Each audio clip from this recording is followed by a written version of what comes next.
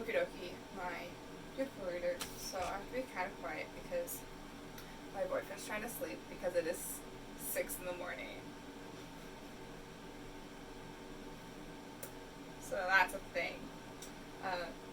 Things I should have learned by the time I was almost 24. My birthday is in less than a week. To, not start books at 1 a.m. But okay, so the reason why I started a book at 1 a.m. today is because I've been in a bit of a reading slump recently, where I just haven't been interested in, sitting down and, reading a book. I started a book, and so you might remember 3 months ago now that I was like, yeah, I'm going to cancel my book of the month subscription. I'm just, not that into it. I don't think it's that great. I am a liar. So, romance books I have a love and hate with. Sometimes I'm just like, no, I like my books to be about other things and have romance.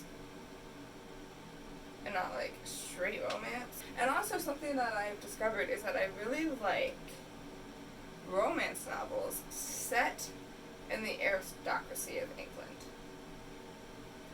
Because it's interesting. And that setting is interesting to me. Which is weird because I'm not a history person at all, really. I know a decent amount of history. But moving on, because I work in less than 5 hours. Book of the month for September 2019. Also, so when you get a book of the month, it has a little book of the month here, a little book of the month here, and it tells you what month it was. But also, when you take off the cover, it has the little a little gold embossing on it, and so that's cool. And so if this is your first video, welcome. If this is not your first video, I hope you have gathered that I am a very strong feminist and I like strong female characters, and that's that on that matter. But guys, bringing down the Duke. It is such a good book. I started it at 1. I'm done. And it is 6 a.m. But, so, Bringing Down the Duke by Evie Dunmore. Evie or Evie Dunmore. I'm unsure. But okay, guys, Bringing Down the Duke. It is so good. I'll just read the little thing because it will be easier for me to then talk about it. A daring Oxford rebel takes on a powerful duke in a love story that threatens to upend the British social order. Yes, please. England, 1879. Oh, well, that might have been helpful to read before I read the book. Brilliant but destitute Annabel Archer is one of the first female students at Oxford University. Her scholarship demands that she recruit men of influence to champion the rising women's suffrage movement. Her target, the cold and calculating Duke of Montgomery, commander of Britain's politics. But Montgomery wouldn't be the kingdom's greatest strategist if he couldn't turn the tables and confront Annabel with an altogether different offer. Locked in a battle with rising passion and impossible attraction, Annabel will learn just what it takes to topple a duke. So, Book of the Month said it's a feminist, light read, romance, and salacious. And I love me some good smut in my books. It's just who I am as a person. But feminist was, I was like, oh, yes, please. And then, first woman at Oxford, which is still a world-renowned university and will be probably until the world ends. Freaking awesome, because I'm sure if you're writing about this era, you have to have done some research.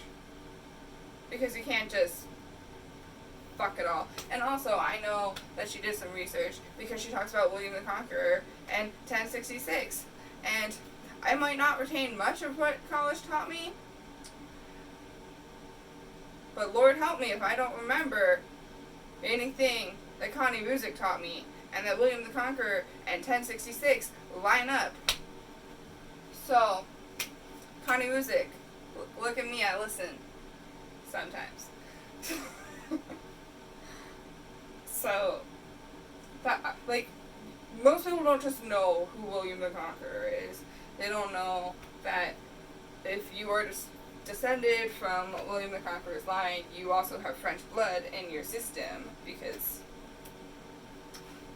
William the Conqueror was French. And so, the Duke of Montgomery, Sebastian, is descended from William the Conqueror. And he owns a lot of the land in England, as you know, someone who is descended from a king of England is apt to do. And so he owns, I think it's like 12 estates is what he owns, like 12 estates in England.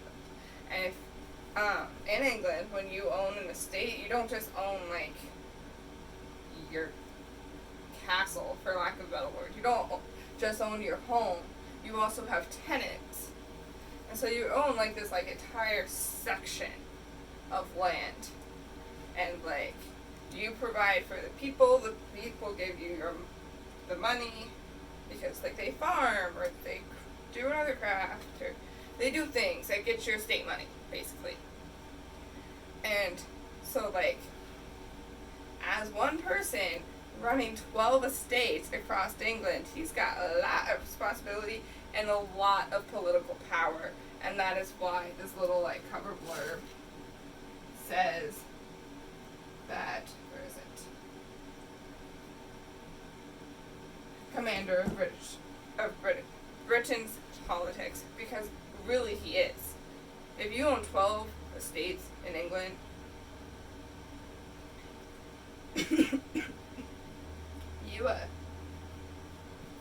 you are well off. And then you have Annabelle, who her brother forces to work as, like, no, not her brother, her cousin forces her to work as a drudgery maid. And of course, women can't handle higher education. If they can do math, they're highly overeducated. Yeah. But so, like, there's that whole, like, dealio going on there. And she's going to Oxford. And how she can afford to go to Oxford is she got a scholarship and a very small living stipend from the women's suffrage alliance movement, basically. And so, like, the deal was, like, you want to go to college, you want to go to Oxford, you gotta support the women's suffrage movement. And as, like, a highly educated woman, she was like, yes, I believe that women should have the right to vote. I believe that a woman should not lose her property or her inheritance upon marriage, which is what happens. Like, if her father did leave her anything, which was astronomically rare anyways, when she got married, all of that went to her husband, and say, like, her husband dies, that whatever her dowry was, whatever that property was, it goes to his heir. It's not hers anymore. She doesn't have anything. All she has is what her husband deems fit to give her. So there you go on that one. And so she's like, yeah, let's reform that Women's Property Act. Let's do that. And they're like, oh, you're so brave, like, because they're, like, first encounter. And so she's, like, set to, like, get Montgomery on their side. And, of course, this is a romance novel, so so they do fall in love.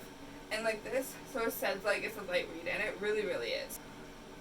Although, yes, it's salacious-y. But you really want to read a salacious novel, read any Sarah J. Maas book. You got salacious in that. And you got, like, real smut. This was a light sprinkling of smut. But, goddamn, guys, this book was so good. To a point where, you know, I'm going to get, like, 3 hours of sleep before work. But I only work 4 hours, so I can do that. I can do what I want. I'm a grown adult. I should be allowed to make my own decisions. But, there was like a roller coaster ride. There was marriage proposals. There was, marriage proposals. There was definitely like a societal contrast you had to like appreciate. And you had to appreciate that there was a societal etiquette of this book that played a very important role. You also have to understand that, like, their times are vastly different than our times now. At one point, I screamed, "Are you effing kidding me?" Except for I did not say effing, I said the actual word. I cried. I laughed. I smiled. I slammed my book shut. And made a very disgruntled noise about it, and then viciously opened it back up. And the sex scenes were written believably. Some of the problems that I have with books that endeavor to do sex scenes is that they're not believable. If you're gonna have a sex scene, at least make it believable, right? Like, that should be your, like, kind of one priority if you're writing a sex scene. Like, yeah, you want it steamy, and you want it hot, and you want your readers to get excited about it, but like, should also be a believable story. The reason why I say it's like a sprinkling of smut is because like it didn't get very heavy in the details. Like, their makeout scenes were hot and spicy, and you got details for those, but like for the rest, it like wasn't that much. And so, like, you have to, like, keep that in mind, too.